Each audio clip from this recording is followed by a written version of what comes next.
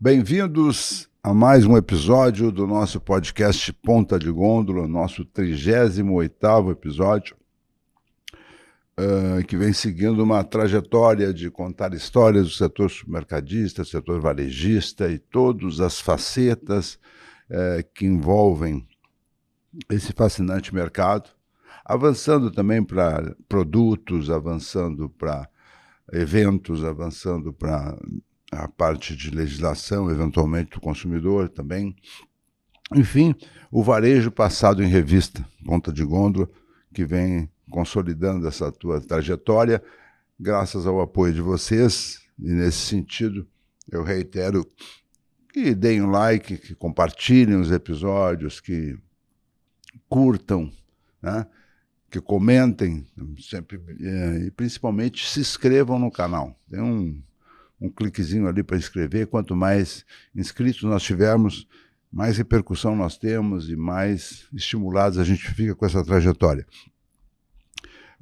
Agradecer também o reiterado e contínuo apoio de nossos apoiadores, patrocinadores, a GS1 Brasil, que é a entidade que comanda todo esse processo de certificação de código de barras no Brasil e no mundo, né? Presente em mais de 140 países, e que aqui no Brasil acaba de atingir a marca de 70 segmentos da economia alcançados, e também mais de 62 mil empresas ligadas a ela, e que agora está trazendo o código 2D, que vem para revolucionar a forma como a gente enxergava o tradicional código de barras, que deixa de ter as famosas barras e passa a ser em formato de QR Code, que com isso oferece dezenas, inúmeras de possibilidades em relação ao produto que estará comprando. Apenas para citar uma, quando você for comprar um produto e ele estiver com prazo de validade vencida, ele obviamente não passa no código e não pode ser registrado no ato da venda. Assim, a GS1 Brasil cumpre esse importante papel e nós estamos mais uma vez agradecendo esse apoio. Agradecendo também o apoio da Dipan Gaúcha, do Cláudio Ferreira, uma distribuidora de grandes marcas no nosso cenário, marcas conhecidas, que vocês poderão ver em determinado momento do episódio, e que está completando 40 anos agora, e que volta agora dia 18 a expor na convenção da Agas para marcar esses 40 anos. Dito isso, feito isso, inscritos no canal, deem o like, etc. Eu tenho a grande alegria, a grata alegria de anunciar o nosso convidado de hoje, meu grandíssimo amigo, profissional da mais alta qualidade, que é o Carlos Conrad, que vem a ser nada mais, nada menos que um dos diretores, um dos CEOs, um dos fundadores, um dos donos, um dos mestres da nossa Opus, que hoje era Opus Promoções e agora é Opus Entretenimento, dentro de uma visão mais moderna que a empresa vem alcançando. Carlos, que alegria, me conta aí Obrigado, né? A alegria de ter presente, ter conseguido te trazer aqui, está sempre viajando. Sempre, né? Uma aventura, né? Obrigado por estarmos aqui juntos, né? Dedicarmos esse tempo, esse carinho, né? De tantos anos, hein, Fernando? A nossa relação, lá. Então, para mim, é gratificante poder estar dividindo aqui contigo e com todos os teus público, todo o teu público aqui do programa, né, desse podcast. É uma alegria muito grande. Me conta aí, vamos iniciar do início, literalmente. Bora. Né? Aí vamos precisar 3-4 horas de programa.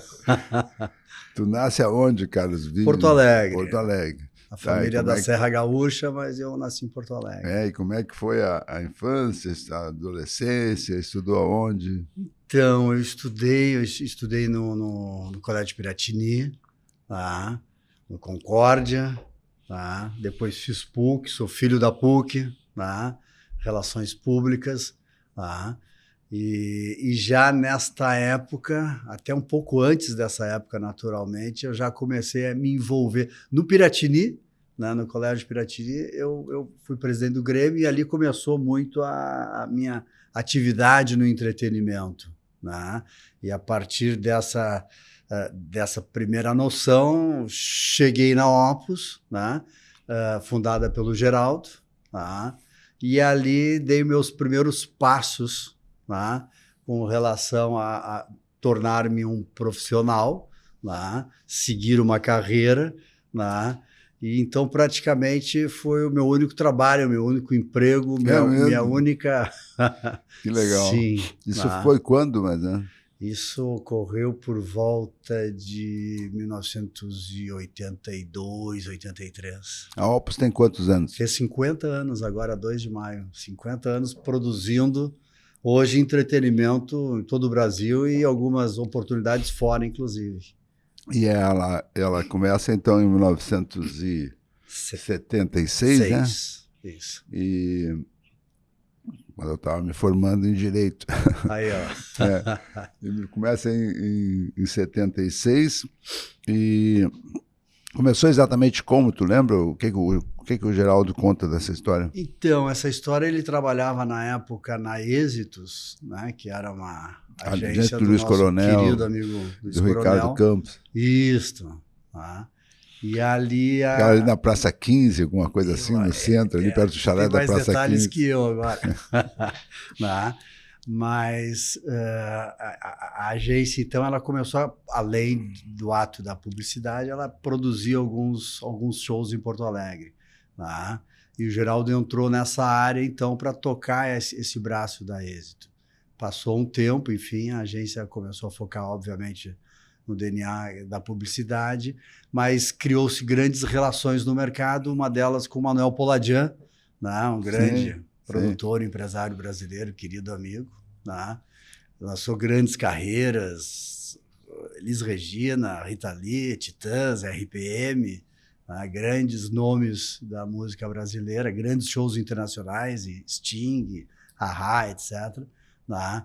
E o Poladian, então, adotou a Opus como o braço dele em Porto Alegre. Uhum. Tá? Então, ali demos os nossos primeiros passos. Então, as operações que ele fazia no eixo Rio-São Paulo, né? Ele fazia chegar em Porto Alegre, especialmente as internacionais, como Uma Noite em Buenos Aires, por exemplo, né? Que foi um dos nossos primeiros conteúdos, né? Que Porto Alegre ficava no centro, entre Buenos Aires e São Paulo. Então, era fácil chegar aqui. A função era receber os artistas, hospedar, aquela coisa toda, logística de coisa, alugar o local, na época um local alugado, como é que era? Onde é Cama, mesa e banho, né? Era do hotel, a mídia, a venda do ingresso, equipamento de som, equipamento de luz. Lá. O ingresso ainda era em papel, obviamente. Todo.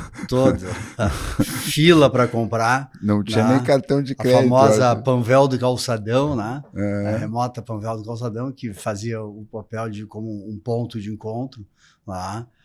Depois, muitos anos depois, a gente lançou a teleentrega Opus, né? Que facilitava um pouco. Uhum. E agora essa felicidade que tu compra por telefone e recebe por telefone. Que maravilha, né? Isso tem uma redução bem interessante de custo, né, de logística, né? Tem. Porque antigamente tinha o lado físico, tinha o lado papel, tinha o lado, o cara tinha que ir lá, não tinha cartão de crédito. Não. É comprado em dinheiro, ou cheque. O cheque muitas vezes não se aceitava mais. Já em 70 já em 80 e pouco. Já quando algumas circunstâncias descobrem, né, de tomar um talão de cheque emprestado no centro, comprar os ingressos e aí revender esses ingressos para terceiro, ou seja, e tu deposita o cheque volta. Sim. Se liquida o cheque das operações. Na teleentrega a gente aceitava, naturalmente, porque sabia quem era a pessoa. Até que aí tudo vai evoluindo na vida. Aí daqui a pouco essas pessoas que agiam dessa forma começavam a pedir que a entrega fosse em postos de gasolina. Né? Sim. Não. Ou seja, chegava o entregador lá, pô, mas num posto de gasolina, tava o carinha esperando ali, começou a voltar o cheque, então só aceitava, de fato, em endereço físico e em cliente cadastrado. Isso também são coisas do varejo, né? Curiosidades, como vender, né? comprar, entregar, né? E aí, então, isso durante... Aí, em 82, por aí, 80 e poucos, tu entra para trabalhar na Opus. Entregando cartaz. Já tinha sede física ou continuava ali dentro da... Não, aí já tinha uma sede física, sim. Já tinha? Sim. Sim. E aí... E eu colocava cartaz em loja, papelzinho em sinaleira, acompanhava montagens, fazia bilheteria, portaria. Era, como falei, cama, mesa e banho, né? Apitava, cobrava o escanteio, defendia. Né? Éramos 3, né? Nessa ocasião, então éramos 3 pessoas. 3 pessoas? Hoje a empresa são próximo de 300 pessoas, 200 e... É mesmo? Que loucura, hein? 250 talvez. Eram 3 pessoas, tu, o Geraldo? O Geraldo e um colega, o Átila. Que legal. Éramos 3 pessoas. Tá, e aí como é que foram as primeiras incursões? Deu certo desde o início? Ou deu algum problema? Como é que foi? Eu acho que se trabalha com carinho, né? Se trabalha com amor, buscando sempre a qualidade, né? Então, nesse período todo, né, eu dizia, né, que a única coisa, digamos assim, que a pessoa leva para casa, né, ou que existem 2 coisas que a pessoa leva para casa, né, naquela época, era o ingresso, o papel do ingresso, e a experiência. Tá? Então ela precisava ser maravilhosa. Hoje mais ainda, porque a única coisa que a pessoa leva para casa hoje é a experiência. Sim. Né? Nem mais o papel, porque como falamos, né? O ingresso hoje ele já ele é digital, então nem isso mais se leva para casa. Então, assim, o som tem que ser maravilhoso, o banheiro tem que estar limpo, né? O teu receptivo todo precisa estar devidamente preparado para receber com carinho, né? Porque é aquele momento que a pessoa está indo em busca de algo diferente que lhe faça feliz. Né? Por que né? Eu tenho a obrigação de fazer com que essa experiência seja isso que a pessoa está buscando. Tá? Então... que se aprendeu nesses anos, ou que se quis fazer nesses anos todos, sempre foi trabalhar com muita qualidade. Os primeiros shows, naquela primeira década, eram aonde, basicamente? O antigo Teatro da OSPA, lembra? Salão de Atos da URGS, Teatro do IP. Essa nova geração não tem nem noção de nada disso fica. O Teatro da OSPA era na Independência. Hoje tem um prédio ali. Foi demolido. Foi. O Salão de Atos hoje é pouco utilizado, né? Salão de Atos da URGS. Alguns aqui no próprio Salão de Atos da PUC. Depois veio... E os Teatros São Pedro, naturalmente. Eu ia falar do Teatro São Pedro. Teatro São Pedro, naturalmente. Muitas temporadas, grandes temporadas. O Teatro Leopoldina, né? Antes da OSPA era Leopoldina. Teatro Leopoldina. E aí, grandes amigos que passaram, né? Paulo Otran, Carlos Zara, Eva Vilma, Juca de Oliveira, eu me lembro, Bibi. Já na época da faculdade, eu tinha um jornal chamado Minuano, eu entrevistava no Teatro da OSPA, naquela parte lá dos camarins lá embaixo, onde é o Teatro Leopoldina, entrevistei Chico Anísio, entrevistei Toquinho, entrevistei a Betânia, entrevistei um monte de gente, a Simone, e eu me metia lá embaixo e entrevistava. E embaixo do embaixo ainda tinha a discoteca lá do Fernando. Sim, né? O Le Club. Le Club. Le Club, ficava tudo ali na mesma coisa. Isso. E aí, como é que foi essa evolução? A que tu acredita o fato de ter crescido tanto assim, né, ao longo do tempo? Então, acho que grandes parcerias, né, grandes amigos, né, grandes patrocinadores que a gente trouxe ao longo dessa vida, sempre com esse DNA de fazer e fazer bem feito, né? Companhia Zafre, grande amigo, grande parceiro, enfim. Tramontina, né? Colombo, né? Lojas Colombo, foram grandes parceiros da Opus nessa caminhada. Os né? patrocínios dos patrocínios, né? a garra, né, de fazer, porque se escutava muito que os grandes espetáculos passavam por Porto Alegre por cima. Sim, Né? sim, isso é uma coisa interessante nós colocar. Isso. Porto Alegre não era o local mais receptivo em função de falta de apoio aos grandes eventos. Era São Paulo, Buenos Aires, né? São Paulo, Buenos Aires e Rio. Né? Rio, lógico. Então, os grandes espetáculos passavam por cima. Então, foi como uma obrigação da Opus fazer com que eles parassem. Né? E a gente conseguiu fazer com que eles parassem, apesar de estarmos na pior circunstância, na pior situação que poderia estar com relação a isso, porque a gente era a ponta de um país muito grande, né? Então era custoso trazer do Rio ou de São Paulo para Porto Alegre, né? Era muito mais fácil ir a Curitiba, né, que está próximo, e naquele momento tinha o Teatro Guaíra lá, que é um teatro espetacular, com o dobro da capacidade do Teatro da OSPA, dobro ou um pouco mais. Então, por que pensando como produtor nacional, por que eu vou a Porto Alegre, que eu estou a 800 quilômetros mais longe, para fazer um espetáculo com 50% da capacidade? Tá? Então, eu diria que isso se tornou viável graças ao investimento desses grandes parceiros, como eu falei, Zafari, Tramontina, Colombo, né, e tantos outros que estiveram conosco nessa caminhada. Né? Normalmente, a composição de custos de um grande evento, só os ingressos não pagam, até precisa o patrocínio, é isso? Os ingressos não pagam e a gente tem um negócio chamado meia entrada, né, que lamentavelmente de meio ela não tem nada, né? Vamos combinar entre nós aqui, né? Porque o governo, ao indicar uma meia entrada, ele não indica quem subsidia isso, né? Então, naturalmente, quem subsidia é quem mesmo compra, né? Porque se o governo não indica, né, eu nunca tinha me dado conta disso. Se eu tenho que pagar um monte de meia, então em vez de cobrar 50, eu cobro 75. Infelizmente é isso. É aquela velha lição do varejo também, do mercado, que não tem almoço de graça, sempre alguém paga a conta, né? E a gente se ilude achando que... então, vamos ser, uns simples, pagam pelos outros, né? É simples entender. Se não Quer dizer, nós teríamos com certeza uma redução do custo de um ingresso médio. Porque tu não chega lá na passagem aérea, olha, gente... Eu preciso que vocês me cobrem a metade do custo da passagem aérea porque eu estou vendendo meu ingresso pela metade do preço. Time de som e luz, olha, vocês me cobram a metade do som e luz, né? Para tentar ser um pouquinho mais simples, né? Se eu tenho um restaurante, um buffet, 50 pila, né? E vem uma lei e diz, olha, aposentados, estudantes e tantas outras regras hoje inseridas no contexto, pago a metade do preço?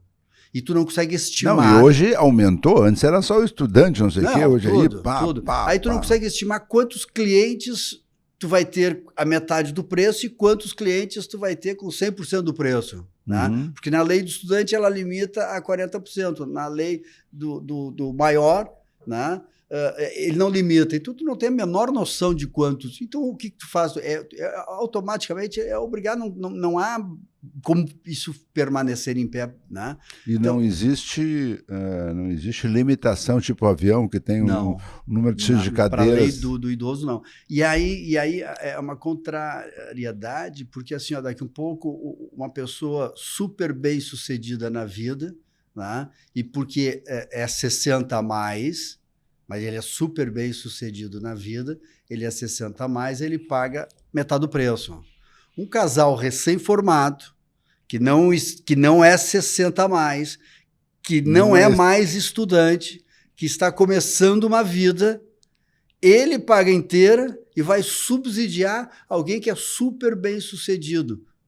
Qual é a inclusão cultural que a gente tem dentro desse contexto? É verdade. Nenhuma. Né? Eu talvez faça com que esse casal recém-formado, que gosta de arte, gosta de ir a show, precisa viver, precisa se emocionar, ele se restringe, ele não vai ao show porque o ingresso ficou caro para ele. E ele não vai porque ele não estuda mais e porque ele não está ainda aposentado. Né? Então ele se priva. Né? Esse deveria estar tendo o benefício e não quem já está super bem sucedido pagar a metade. Né? É verdade. Né? E nenhum dos dois lados é culpado ou é vítima. né? O erro está da forma como essa lei foi criada, porque ela não indica uma fonte que subsidie o custo deste ingresso. Esse é o erro. Sim, sim. É como muitas leis aí, né? E aí, assim, se for o produtor não consegue trazer o espetáculo. Então a gente novamente se priva de ter. O produtor que precisa dar 50. Amigão, a conta não fecha, então o espetáculo não vem. E aí todos, né, ficam na ausência de ter uma agenda cultural repleta para uma cidade que merece e que consome como a nossa querida Porto Alegre. É verdade. Quer dizer, até eu tenho notado que a boa parte dos espetáculos da Opus que eu frequento estão sempre com bastante público, né? Sim. Mas isso não significa que outros foram tentados e desistimos porque exatamente essa situação inviabilizaria o evento, muito, é isso? Muito.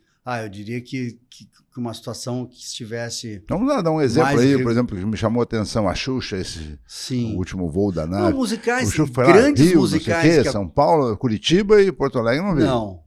Né? Grandes musicais, nós acabamos de estrear uma produção nossa no Rio de Janeiro, Vitor e Vitória, com Miguel Falabella, direção de Miller e Botelho, espetáculo espetacular. Vamos conduzir essa produção para São Paulo. Infelizmente, dado a essas circunstâncias, é muito difícil trazer a Porto Alegre. Tá? O próprio Circo do Soleil já não tem vindo mais. Priva né? todos, nem no Brasil estava vindo.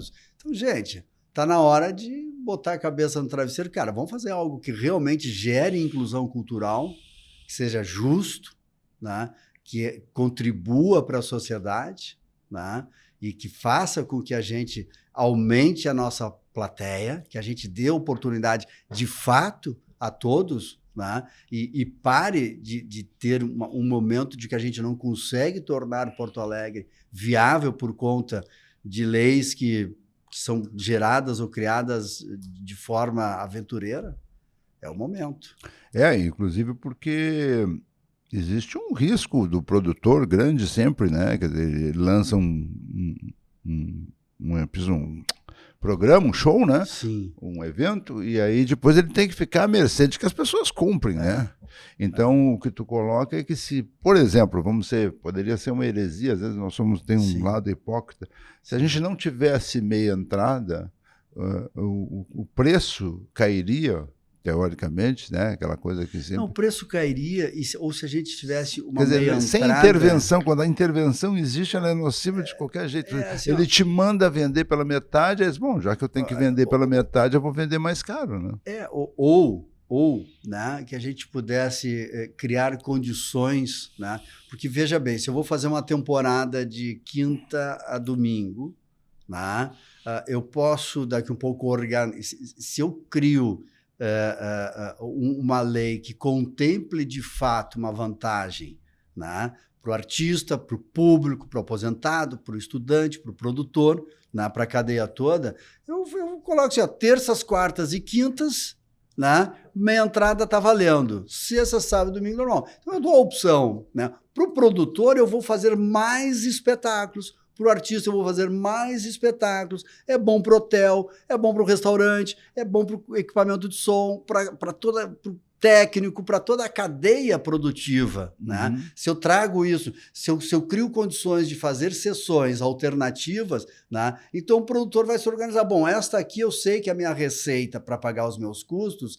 é 10. Esta eu sei que vai ser 20. Logo, eu preciso buscar um equilíbrio entre meu custo e meu resultado de 15. Ok. Né? Mas da forma que está, é com bola de cristal, né? Ou só os anjinhos para nos ajudarem a entender qual é o resultado. Fica mais caro para todo mundo. E acontece que o risco é todo de quem produz, né? Todo. Todo. Eu me lembro que eu fazia o baile do Havaí na Ípica. Todo.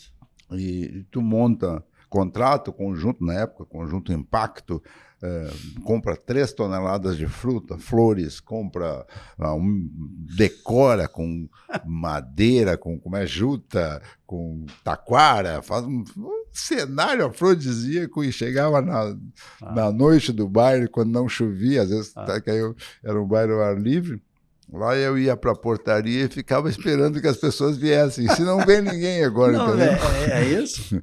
Era isso. o risco. Tu tinha já investido uma fortuna para montar Muito. todo o cenário. O que acontece? Tu acaba retrocedendo, né?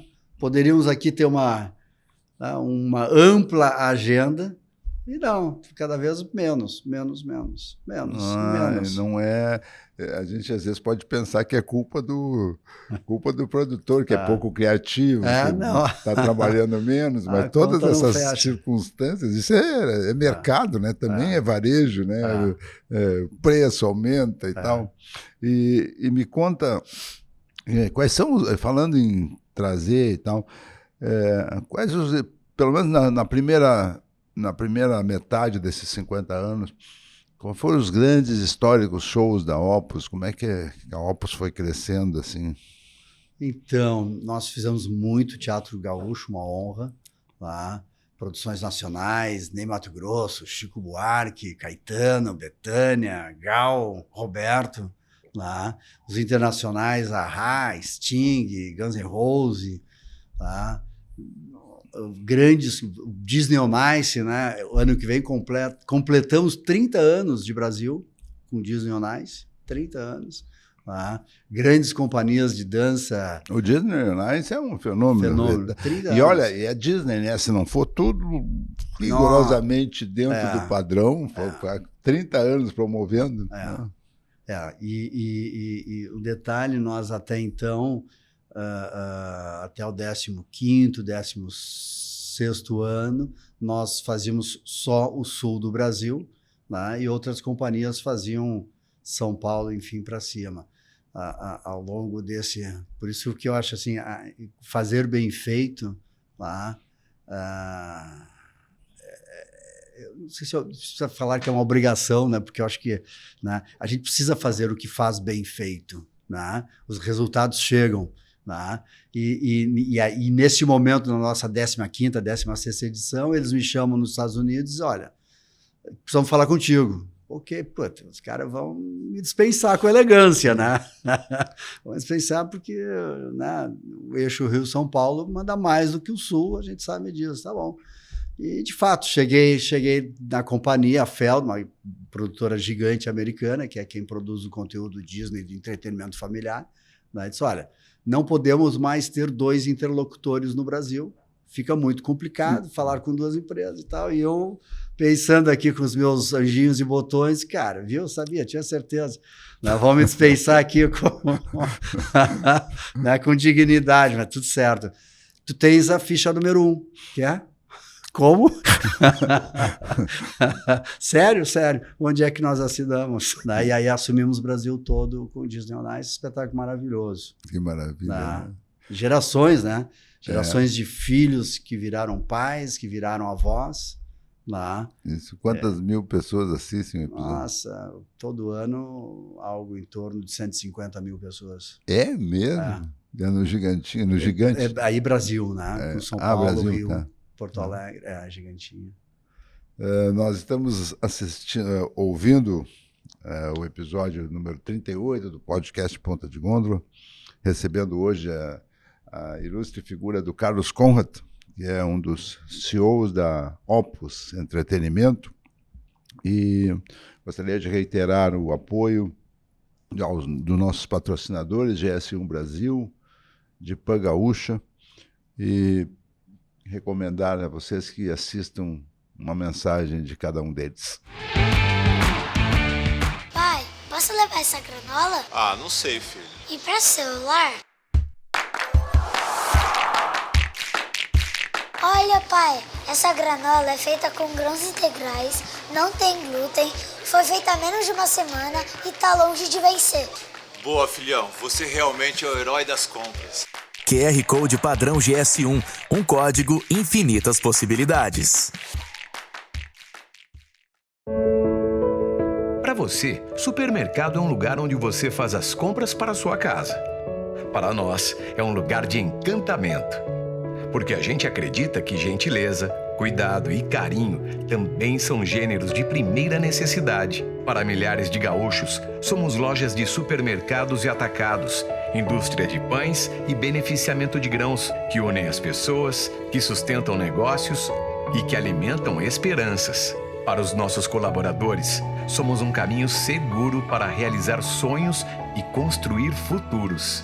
Para os nossos fornecedores, somos parceiros em uma nobre missão: facilitar o acesso das pessoas ao que é essencial para viver. Se para você, hoje é só mais um dia de fazer supermercado, para nós, é mais um dia para encantar você. Grupo IMEC, há mais de 6 décadas fazendo parte do seu dia a dia.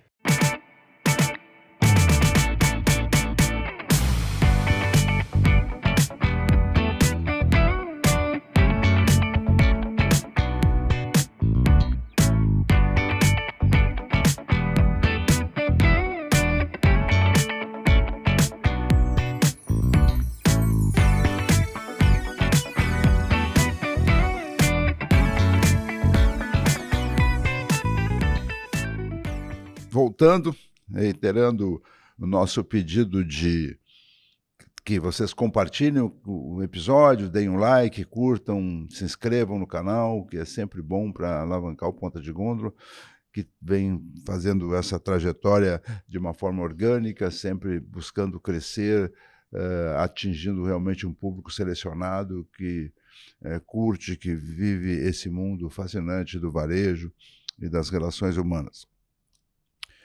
Bom, Carlos, aí a Opus, em algum momento, assume um protagonismo, quer dizer, assume teatros próprios. Como é que funciona? Em que momento aconteceu isso? Quer dizer, vira dono de boteco também? Então, é um vício, né? É um vício. Então, lá por volta de 2004, lá, eu e o Ayrton Zafari, a companhia Zafari, né? Família, diretoria, enfim, né? Acordamos em construir um teatro em Porto Alegre, que seria a nossa primeira operação, né? O Teatro do Bourbon Country, né?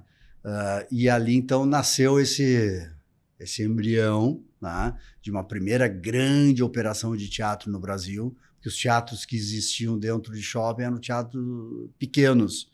Isso eu diria que é não digo uma revolução, mas é uma grande inovação, né? O Shopping Bourbon foi o primeiro shopping a ter realmente um teatro de expressão, né? Isso, no Brasil. No Brasil? No Brasil. Nem Iguatemi tinha nada? Não, nenhum.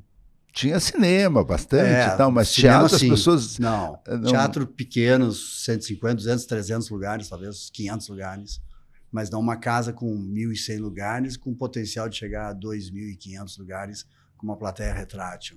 Uma operação, né, de trazer bons conteúdos que pudessem se tornar viáveis, não que os conteúdos em teatros pequenos sejam ruins, né, mas aí é uma questão de tornar viável. Né, e o Bourbon deu esse grande pontapé inicial no Brasil, né, e dali para frente, então... Hoje temos Florianópolis, tivemos casa no Rio, temos 3 casas em São Paulo, o Teatro Sabesp Frei Caneca, Teatro Bradesco, que é uma joia, é um teatro espetacular. Eu estive na inauguração lá em São Paulo. Um teatro que tem 600 metros aproximadamente de palco, 600 metros quadrados de palco. Mais de meio quilômetro de palco. Uma caixa cênica, que, digamos, do fundo da quartelada até o final do urdimento, de quase 34 metros. Meu Deus. É espetacular. Né?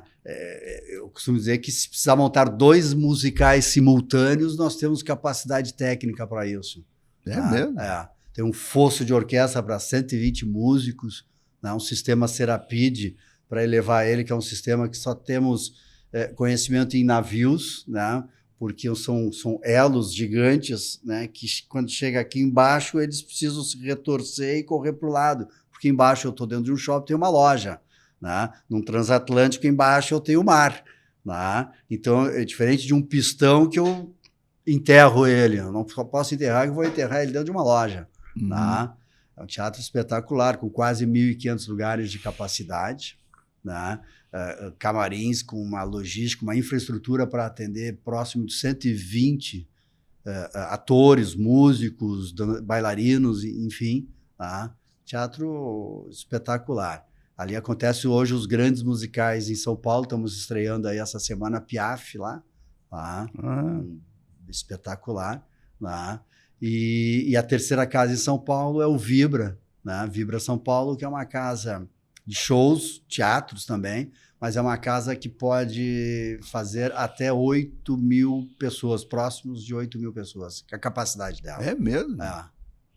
Quase 8.000 pessoas. A maior parte dos grandes DVDs, porque ainda se grava DVD, só não existe mais o disco, né? Mas para que se crie um material de divulgação. Grande parte dos DVDs são gravados nesta casa. Casa espetacular, uma casa feita para ser uma casa de shows. Mas aí todo mundo de pé? Ou tem... Como quiser. No formato palco italiano, nós vamos ter próximos de 4.000 pessoas. Né? No formato de plateia retrátil, nós vamos a 7.800 pessoas. Que maravilha.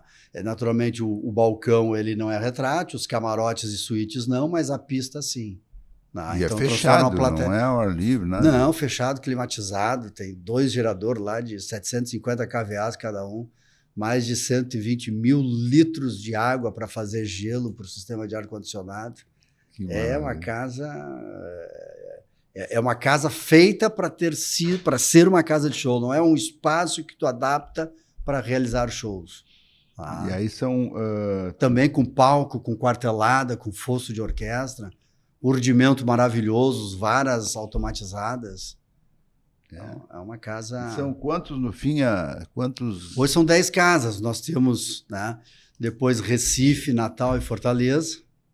10 teatros. 10 teatros, Teatro Riachuelo em Natal, Teatro Rio Mar Recife, Teatro Rio Mar Fortaleza. Né? Vamos ter em breve, né, aqui na Serra Gaúcha, o Teatro Kempinski, do Hotel Kempinski, o Teatro Opus Kempinski. Tá vendo ali pra... Maravilhoso. Onde era o antigo Laje de Pedra, né? Onde era o antigo Laje de Pedra. Um hotel espetacular que a Serra Gaúcha vai receber aí, vai contribuir ainda mais para o turismo lá no Rio Grande do Sul. Tá? Estamos em plena obra, né? Em Tatuapé. Tatuapé é um bairro de São Paulo onde vivem 4 milhões de pessoas. Meu Deus. 4 milhões de pessoas. E lá estamos construindo um teatro nos moldes do Teatro Bradesco que tu conheceu, né? Com plateia retrátil, né? E um centro de eventos com quase 9.000 metros quadrados, distribuídas em 8 salas, né? Para feiras, congressos, exposições, mostras, simpósios, enfim. Que maravilha. Dentro de um todo maior, que vai receber lajes corporativas de 1.600 metros quadrados. Tá? Vale a pena pesquisar, quem estiver nos ouvindo aqui, por favor, Urman, né? Urman, né?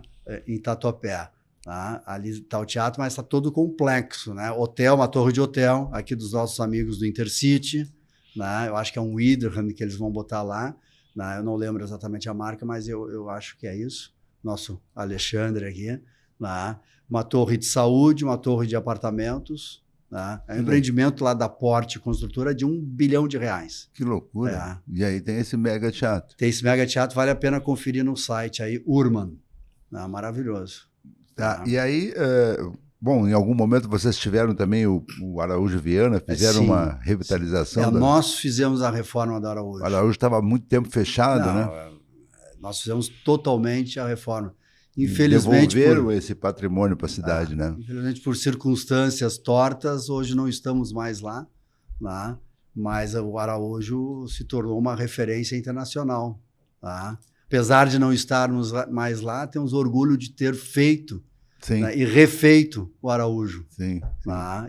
E entregue, né, para que a nossa querida Porto Alegre, nosso querido Rio Grande do Sul, siga usufruindo muito desse espaço. Isso significa o fato de haver esse investimento tão grande em casas de teatro e tal, uma demanda, quer dizer, por questões culturais, quer dizer, né, mesmo com essa questão da meia entrada, existe, porque, por exemplo, cinema, Hoje sofre toda a concorrência dos streamings, né?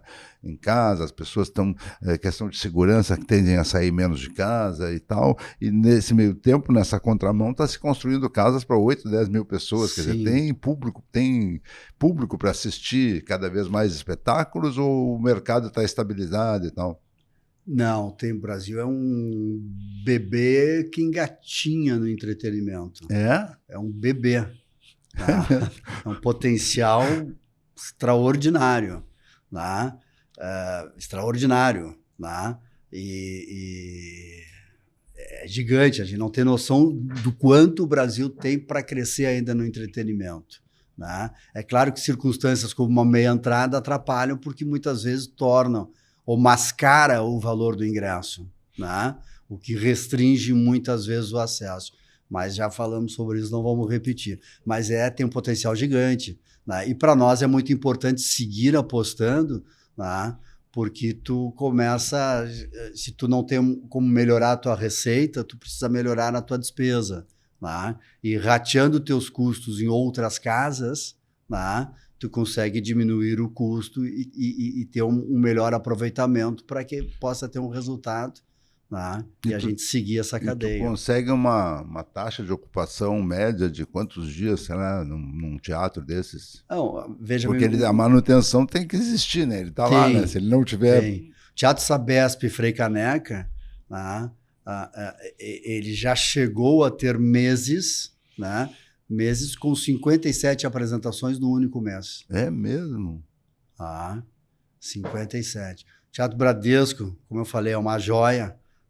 Quem for a São Paulo, não deixe de nos visitar, de conhecer. Um orgulho para o Brasil, um orgulho para nós gaúchos aqui, porque foi um projeto que nasceu aqui e foi construído, um teatro maravilhoso. E não é o que fica dentro do shopping? Dentro do Bourbon Shopping, em São Paulo. Eu estive lá. Sim. Estive lá, vou voltar, mas eu estive lá na inauguração. São Paulo tem que conhecer, porque realmente é um teatro impecável, né?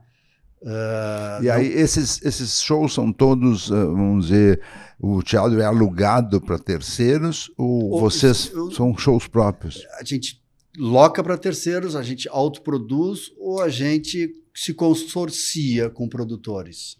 Tá? A gente tem essas 3 situações. Tá? E o Bradesco é um outro exemplo, assim como eu te falei do Frei Caneca. Eu lembro que em setembro de 2025, a gente precisou abrir a agenda de 2027, porque 2026 não tínhamos mais datas. Que maravilha! Maravilha. Isso é super então, importante. Definitivamente não são elefantes brancos parados. Não. Então... mas lembre que o conteúdo é ao vivo, né? Nada pode dar errado. Né? Então é uma energia, um investimento de penso para fazer o bem feito, né? E, de novo, dele a qualidade. Nada pode dar errado. Tu deu errado alguma vez, assim, um negócio que foi horrível, aconteceu tudo que não podia acontecer, o cara não chegou para o show... Não veio o artista? Tem histórias assim, não? Tem. Por exemplo, nós tivemos há alguns anos atrás a greve dos caminhões, né? E nós estávamos com a temporada do Disney on Ice, que falamos aqui, né? E a carga não conseguiu sair de Porto Alegre, naturalmente não estreou na data combinada em São Paulo. Né? Nós tínhamos 2 semanas lá. A temporada precisou, então, se limitar a 1 semana, ou seja, a semana seguinte. Todo o público, né, da primeira semana cancelou-se. Né? E nós tivemos, né, duas atitudes. Né? A primeira delas, ao invés de tentar trocar o ingresso das pessoas para a semana seguinte, né, não, foi devolver o dinheiro. Né? E dar autonomia para as pessoas comprarem o seu ingresso para a semana seguinte. Né? Obviamente, como temos o controle através da compra de ingresso por ela ser digital, essas pessoas que optaram em comprar o ingresso na semana seguinte, tudo certo. As pessoas que optaram em não comprar o ingresso, né, porque talvez o lugar já não seria mais tão nobre como ela gostaria que fosse, ou por suas razões e causas pessoais, né? Nós, no ano seguinte, demos exclusividade e 50% de desconto para elas comprarem como o primeiro da fila. Que maravilha. Então, ano seguinte, elas receberam uma mensagem que nós ainda lamentávamos o ocorrido do cancelamento em função da greve dos caminhões, mas eles tinham, né, a oportunidade de serem exclusivos na compra dos seus ingressos para a temporada do ano seguinte. Não existe uma obrigação legal de devolver o dinheiro, não. Não, tu poderia trocar. Poderia propor a troca e está tudo certo. Não, devolve. E ainda em relação, nós estamos falando aí da perspectiva, do fato do Brasil ser ainda um iniciante nesse processo de grandes eventos, grandes shows.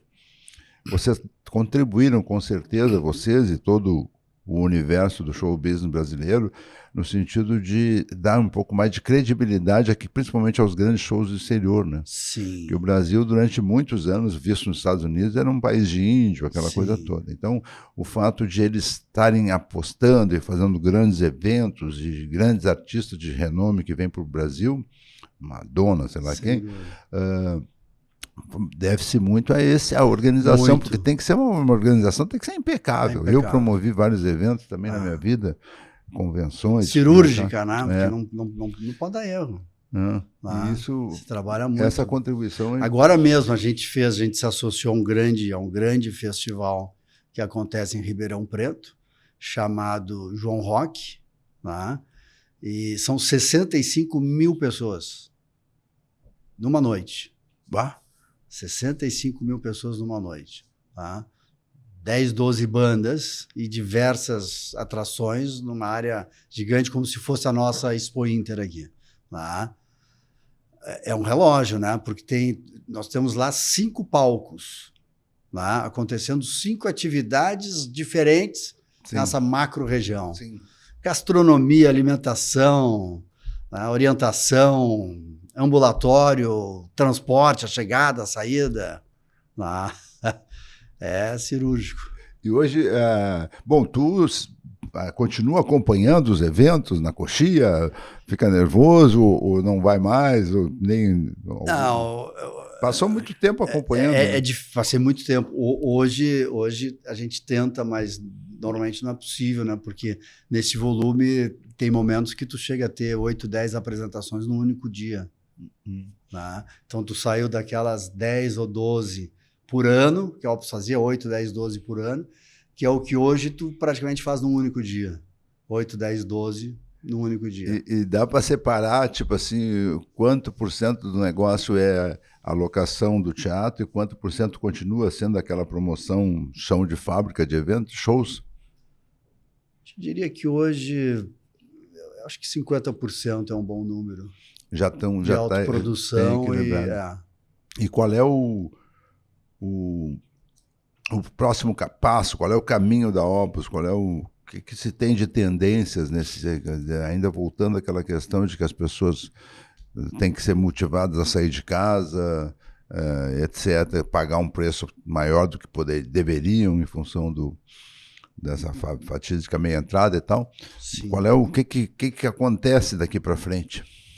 Seguir essa caminhada, como eu falei, chega agora o Kempinski, Hotel Kempinski, em Canela, chega Tatuapé, né? Ou seja, essa caminhada de novas oportunidades, de novos espaços é super importante. Tá? Juca de Oliveira, numa ocasião, me disse, né? Carlos, o nosso setor, tá? Ele é um setor brilhante, mas ele vai ser o grande elo, né? De fazer com que as pessoas se encontrem há 20 anos atrás. Né? Que as pessoas se encontrem, que as pessoas se toquem, que as pessoas se divirtam. Né? Porque o resto vai estar tudo em aparelhinhos. Sim. 20 anos atrás. É mesmo? Sim, porque quando tu sai para um festival desse, um encontro, um negócio, tu está encontrando as pessoas. Os amigos, os que tu marcou para ir, os que tu encontra por casualidade, os que tu convida para tomar uma cerveja. É alegria, é emoção na veia. E é esse o único momento, porque de resto está atrás de telas. Né? Agora com a inteligência artificial ainda mais, né? É. E o Juca me disse, lembro disso no antigo Hotel Everest, lembra, ali na Duque, né? Nós tomando um café. Carlos, presta atenção, tu é jovem, nós já estamos mais, né? mais avançados, mas esse nosso setor ele vai se diferenciar muito, né? Porque ele vai seguir unindo pessoas e com mais força ainda do que hoje nós temos.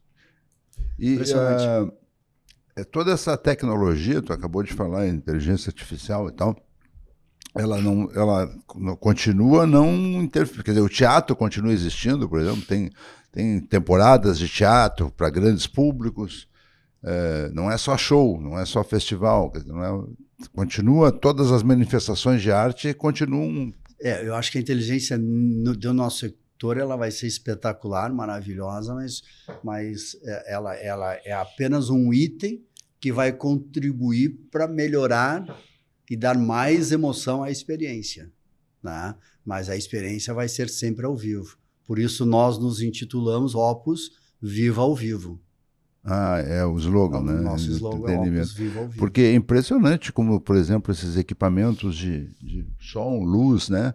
Evoluíram, né? Muito. Antigamente, para tentar fazer um backlight, para fazer um painel, tu tinha que botar a televisão uma em cima da outra, ou no máximo. Hoje na Copa do Mundo, agora em São Paulo, nos Estados Unidos, fizeram um ambiente de um bar, como se fosse dentro do estádio, com um telão circular. Eu olhava assim, pô, eu estou dentro do estádio, né? É isso, não é? É muito, e de alguma forma isso não ficou tão caro a ponto de não ser, começou a reduzir todos. Sim. Eu me lembro que para alugar um toldo, o Baile do Havaí era uma fortuna numa noite, agora está cada vez mais. E cada vez melhor, sim. Quer dizer, os equipamentos à disposição. São sofisticados. É? Muito. A tecnologia cada vez melhor, sim. Mas não interfere, né? Ela é um item de contribuição, né? Mas ela jamais tu vai sair de casa para assistir. Eu assisti o ABBA agora, recentemente, 2, 3 anos atrás, em Londres, né? Eram personagens, falhou agora a palavra, mas a emoção... Mas não é a verdade, né? É hologramas, né? Hologramas, lá. Não é... tipo realidade virtual? Isso. Construíram uma arena gigante, etc., linda e tal, não sei o quê, mas não rolou. Não é a mesma coisa. Falar com uma máquina. E o que está acontecendo no exterior, eu vou dizer, como tu acabou de falar, a essência continua a mesma, né? Sim. Arte, show, sim. Cantor, música, melhorou o entorno em termos de equipamentos e tal, mas o que está acontecendo, vamos dizer, no exterior, ainda é o que a gente tem que receber aqui, quer dizer, não tem nenhuma maluquice. Tem essa questão que tu falou agora, mas nós estamos num processo com o Fantasma da Ópera, olhando um pouco esse conteúdo, né? E ele sofreu ajustes, né, daquele fantasma maravilhoso, fantástico. Eu assisti há uns 20, 30 anos atrás, foi uma das coisas mais lindas que eu assisti. Lindo, né? Lindo, né? Eu assisti ele recentemente no México, né? E ele recebeu ajustes de inteligência artificial que melhora a percepção de onde o fantasma aparece e desaparece. Melhora esta qualidade, né? Essa é a interferência. Né?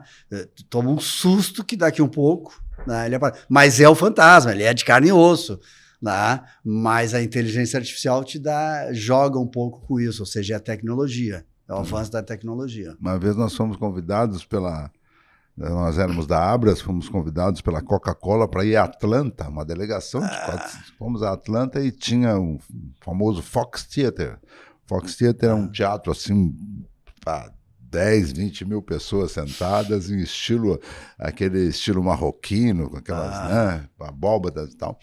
E foi uma coisa inesquecível, porque o jantar que a Coca-Cola nos ofereceu, olha que incrível, nós chegamos, o teatro escuro, fechado, mas vai ser aqui o jantar? Aqui é o jantar. E nós entramos, tudo escuro, entramos por uma portinha, só faltou o cara com aquela lanterninha entrar aqui. Quando nós entramos para ver o teatro estava completamente vazio e as mesas do jantar colocadas em cima do palco, iluminadas. Então nós jantamos no palco, tá? Muito bem. E aí é um jantar maravilhoso, imagine, oferecido pela presidência da Coca-Cola Internacional. Só que, de repente, no meio do nada, aparece lá em cima do mezanino o fantasma da ópera cantando, cantando lá e a plateia cantando pro palco. Aí terminava, pô, que legal, vamos bater palma aqui embaixo, Don't Cry For Me, a Evita. Muito bom. Aí, pá, desligou a Evita, Cats. Daqui a pouco, todos os musicais da Broadway, eu me arrepio, cantando da plateia pro palco. Muito bom. Tudo, só acendia uma luz aqui, o que vinha agora? The Platers, não sei o quê, Cats. Nossa, show, né? Muito bom. Criatividade continua sendo a base, né? Muito. O ser humano é incrível, né? Bom, estamos chegando ao final, né?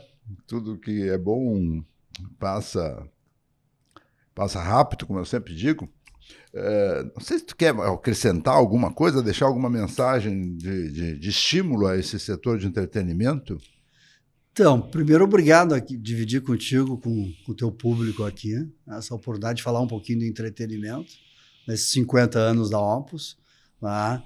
Acho que teatro, shows, tá? É onde eu passei a minha vida, né? E disso, então, eu pude compreender a emoção, tá? Que faz com que as pessoas saiam um pouco daquele ambiente normal, né? Que muitas vezes é uma obrigação, e todos nós temos as nossas obrigações, mas é um momento que ela possa, né, pensar, relaxar, ou não pensar em nada, né? Pensar no que está acontecendo no palco, numa plateia, com amigos, em família.